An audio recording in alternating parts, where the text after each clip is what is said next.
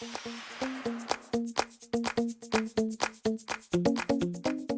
everyone and welcome to the next video in the series regarding the mission builder in DCS.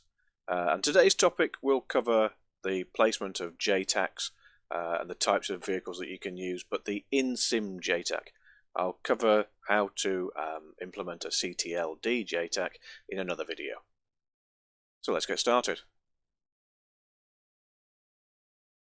Right, what I've done is I've set up a little mission where there are some BTR-80s here, and I've called them targets designate. What will happen is this JTAC vehicle will designate those targets for these aircraft. Now the vehicle I've selected in this particular case is the APC M1126 Striker ICV. I'll also put up a list here of the items or the vehicles that you can use as JTACs. Some will laze, some won't, and I'll have listed that as well. So how do we set this JTAC up to work? Well, in the first instance, we need to go into the Advanced Waypoints actions, and EPLRS on should be listed as the first item. That should be automatic. Now what we need to do is tell it to be a forward air controller, essentially, so let's edit that. So you would then go to Start En Route Task and select FAC Engage Group. It's going to reset everything that I've done, but we'll go through it again.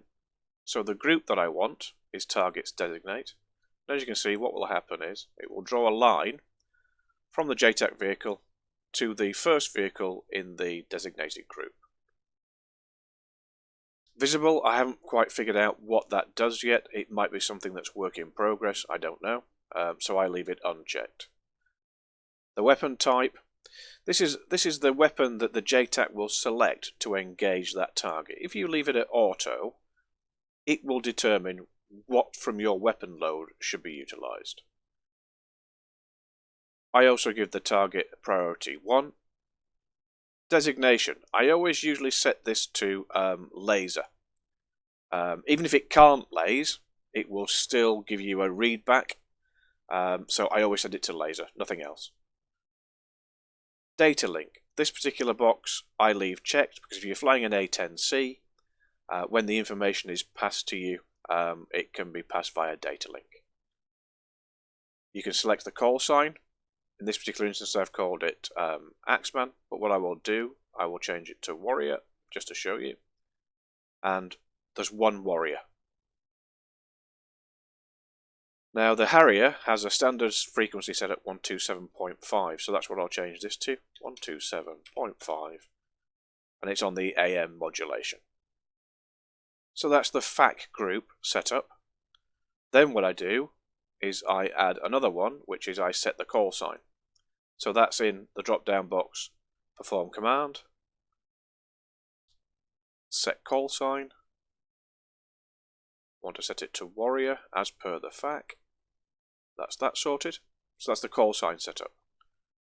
I also then add in the same drop-down from Perform Command another action, which is Set Frequency.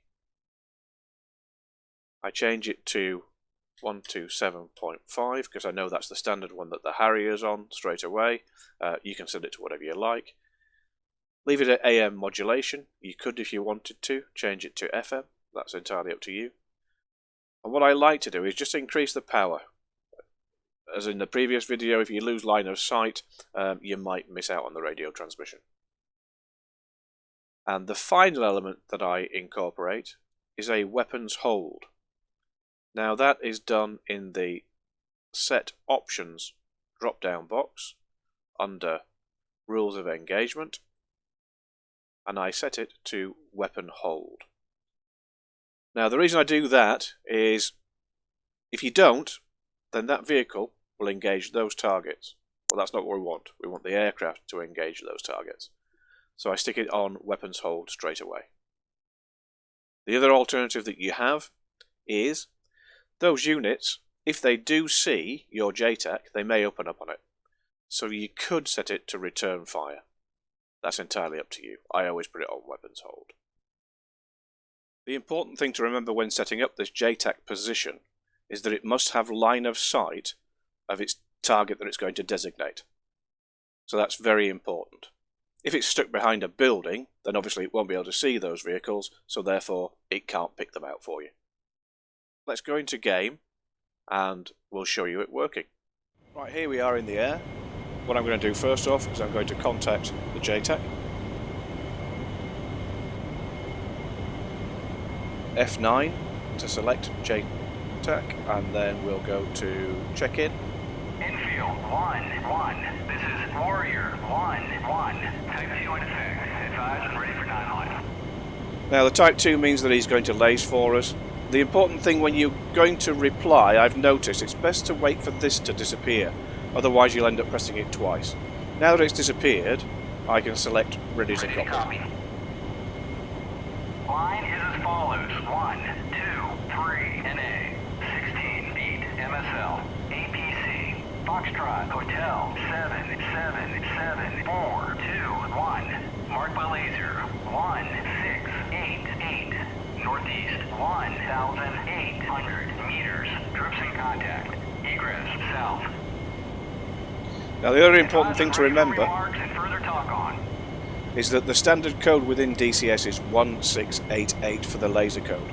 That's standard across the range and can't be changed with the JTAC.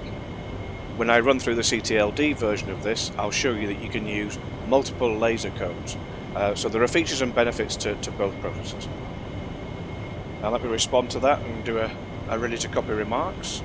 Ready to copy remarks.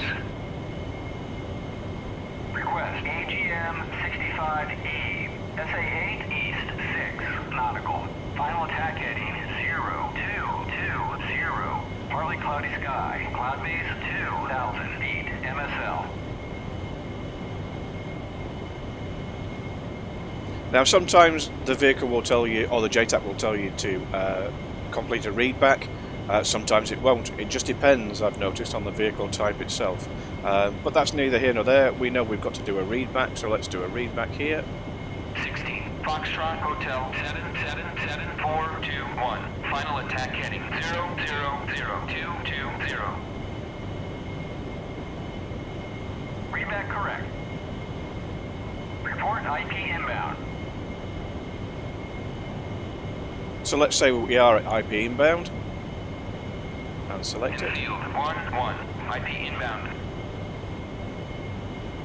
Infield 1-1, continue. Right, now I'm going to activate laser search on my trusty Harrier, and there we go, it's skimming across the screen. I'm also going to tell the JTAC to turn the laser on. Infield 1-1, laser on. Laser on. Lazy. And there we go. The laser search has picked up the laser designation of those targets, and it's picked it out on my DMT. So let's have a look at that now. TGP. There we go. LST mode, which is the laser search and track. It's found the JTAC's laser. He's lasing that particular vehicle, and now I can run in and attack it. Very, very similar to the A10C, where you can use the LSS mode to do a search. So that's the JTAC in a nutshell. That's the in-game JTAC. Now the next video, like I say, will be the CTLD version of it. So thanks for watching. Dun dun dun dun dun dun dun dun dun dun dun dun dun dun dun.